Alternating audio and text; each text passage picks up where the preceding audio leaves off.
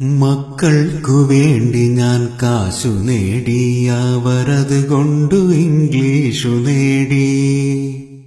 ഇന്നവർ എന്റെ നേർപൊക്കുന്ന കാലിന് സ്വപ്നത്തിൽ പോലും എനിക്കു പേടി. ഊണുമുറക്കമില്ലാതെ ഞാൻ നേടിയതൊക്കെ അവർക്ക് വിധിച്ചു നൽകി. മക്കൾക്ക് ഞാൻ ഭാരമാവാതിരിക്കുവാൻ വീടൊന്നു മാത്രം ഞാൻ ബാക്കിയാക്കി. ഈയിടെ ഇവിടെയും യോഗം നടക്കുന്നു, ചർച്ചകൾ പലതും നടന്നിടുന്നു. ചർച്ചയിൽ നല്ല പരസ്യം പറയുന്നു മക്കൾ മരുമക്കൾ വാശിയോടെ. കൊച്ചിയിലുണ്ട് വൃദ്ധസദനം, ഇപ്പോ കോഴിക്കോടുണ്ട് സേവാസദനം. കാര്യമെനിക്ക് മനസ്സിലായി, എന്റെ വീടിനുമിന്നവർ നോട്ടമിട്ടു. ജീവന്റെ ജീവനാം എന്റെ മക്കൾ, എന്നെ എങ്ങോ കളയാൻ വെമ്പുന്ന മക്കൾ.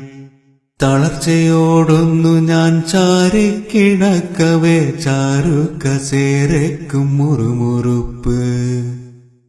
അറിയാതെ ഓർത്തു ഞാൻ പുറകിൽ ഉപേക്ഷിച്ച യൗവന ജീവിത കാലത്തെയും.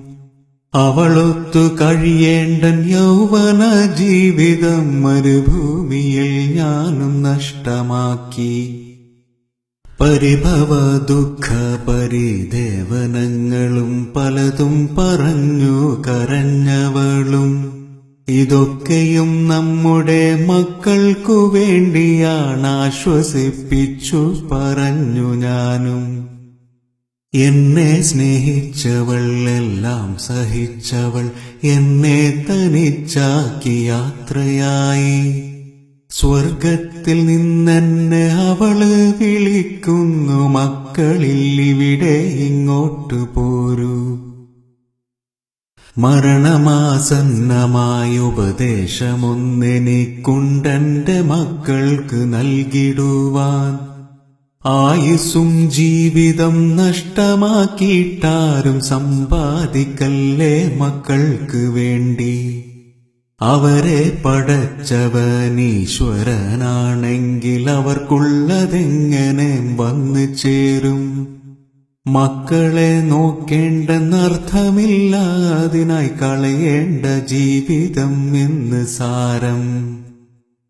മാതാപിതാക്കൾക്ക് നന്മ ചെയ്യാത്തോർക്കില്ല സ്വർഗം എന്ന് വേദവാക്യം. മാതാപിതാക്കൾക്ക് നന്മ ചെയ്യാത്തോർക്കില്ല സ്വർഗം എന്ന് വേദവാക്യം.